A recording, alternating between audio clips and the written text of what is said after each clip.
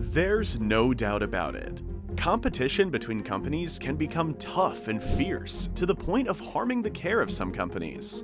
As we know, there are companies that represent a greater threat than others, and that is why many companies make decisions that, under normal conditions, they might not consider. All in order to displace or even eliminate that entity that intimidates them so much. That seems to be exactly the case that Starlink is experiencing, and from what external sources have reported, it seems that Elon Musk is about to face a rather complex test to overcome. What will happen to the projects already planned by the company of the richest man in the world? Will its goals and plans for the coming years be delayed? Or is it just a detail that will barely affect the company and its employees? It is still too early to give an accurate answer about the future of Starlink. However, we should keep in mind that Elon and some of his companies are not going through their best moment, so the news we will present below could be shown as a problem to be taken into account by the SpaceX industry.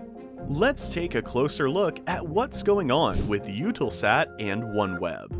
As we know, Elon Musk is not the only one interested in elevating his vision to reach space. There are many companies that, in order to conquer a still unknown territory, have developed various plans and projects with the aim of extending a certain barrier that has always been present, but that until a few years ago has caused discomfort in society. Global communication has never been more efficient than in recent years. However, despite all the efforts that have been made to achieve an open and accessible network anywhere in the world, a solid and feasible plan that can achieve such a feat has not yet been developed. Or at least, there wasn't until Starlink appeared on the radar and offered people an opportunity they couldn't miss. As you know, one of Starlink's most important and well-known missions is to create a constellation of internet satellites, which have the capacity to provide a broadband service with low latency and global coverage. All this appealing to cost reduction. So far, the company is doing a good job sending satellites into space and starting to build its network. However, in the last few years, a number of opponents have appeared, who have gradually become interested in the company's mother project in order to make it their target. While at first, there seemed to be no problem with 2 or 3 rival companies on a global level, Starlink now has to contend with startup conglomerates and institutions seeking a share of the profit in the idea of spreading the internet around the world. That's where today's story begins, with 2 companies that, while not well known in America, have been making a name for themselves on the European continent. Entities that, thanks to the combination they've established, could create a monster within the sector. One capable of destroying a Starlink to become the first operator of internet satellites in different orbits. This Tuesday, the French satellite operator Eutelsat sent a statement to several media, announcing the signing of a Memorandum of Understanding to merge with the British company OneWeb. Such an alliance not only opens up access to its constellation of satellites, but also allows it to produce an entity whose main objective is to compete directly with SpaceX subsidiaries Starlink. Starlink has long been considered the company with the best technology in terms of internet connectivity and communication. But now, 2 other competitors have arrived, and both are working as a team. As mentioned in the same press release, the company resulting from this merger will be owned equally by the current shareholders of Eutelsat and OneWeb. Not only is this a good move for many, but it could also present an opportunity to learn more about their internal structures and operations, which in turn could lead investors in one company to buy shares in the other.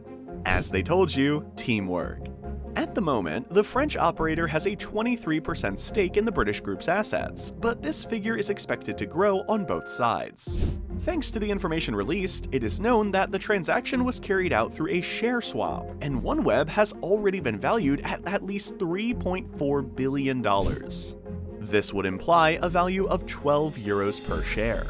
We come to the break in the middle of the video, and while we reflect a bit on the Starlink situation and what's going on with Eutelsat and OneWeb, we want to remind you that while the merger could cause some problems for Musk and his team, it could also be the incentive they need to finalize details on projects like the constellation. Remember, a little healthy competition never hurt anyone, and let's get on with the video. Now that we know a little more about the planned merger between the 2 companies, how about we dig deeper into what they both do and where some of their assets are located? As we were telling you, Eutelsat is a French company, and it specializes in geostationary Earth orbit. So far, it has a fleet of at least 35 satellites, which were already strategically located 36,000 kilometers above the planet, all to provide various services, including satellite transmission and broadband internet. According to what has been revealed, BPI France, the French state's public investment bank, owns a 20% stake in Eutelsat's shares. In turn, the Strategic Participation Fund, or FSP, also has a considerable amount of assets under its care, as well as that of the 7 French insurance companies it owns. The rest of the capital belonging to Eutelsat is floating. Now, moving to England, we come across the OneWeb company. This is also specialized in geostationary orbit, but compared to Eutelsat, they have already deployed some 428 satellites in the entire space domain. These devices were baptized with the name Low Earth Orbit, or LEO, and operate at hundreds of kilometers high. Among the services offered to its users are high-speed internet with low latency or data transmission. This is a point in its favor, since it perfectly covers certain aspects that allow the rapid growth of the company, because the basic needs of its customers are being met and satisfied. Thanks to the press release, it is known that OneWeb's goal is to deploy at least 648 satellites that will allow the company to have global coverage. Looking at its assets and where they are located, you may be surprised to learn that Indian conglomerate Bharti has a 30% stake, and Eutelsat itself has at least 22.9% in its investment portfolio. Similarly, OneWeb's capital also includes institutions such as the British government with 17.6%, the Japanese company SoftBank with 17.6%, and the Korean conglomerate Hanwha with 8.8%. Undoubtedly, these companies are familiar with Eutelsat and OneWeb's plans, so we will be watching to see to what extent the merger and subsequent future projects will benefit their pockets. We have already looked at Starlink, Eutelsat, and OneWeb. We know what these companies intend with their alliance and their latest plans, but are the latter two really joining forces to dethrone Starlink? Or if they do, is it just a side effect and not a goal? From the information that has transpired so far, it is known that merger plans were on the table, as both companies want to position themselves strongly in the high-speed space internet market. Specifically, they are looking to bring their plans to isolated regions that lack fiber optics, as well as pursuing secondary goals, such as connecting vehicles, next-generation computers, and other machines without interruption. According to estimates, the deal is speculated to enable the emergence of a major new contender in the race to bring the internet to the world, a rival worthy of competing with Starlink and US billionaire Elon Musk's constellation. These days, it is estimated that the Starlink project has deployed more than half of the 4,408 satellites that make up its constellation.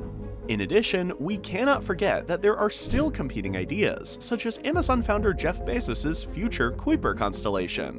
With this last piece of information, we close today's video.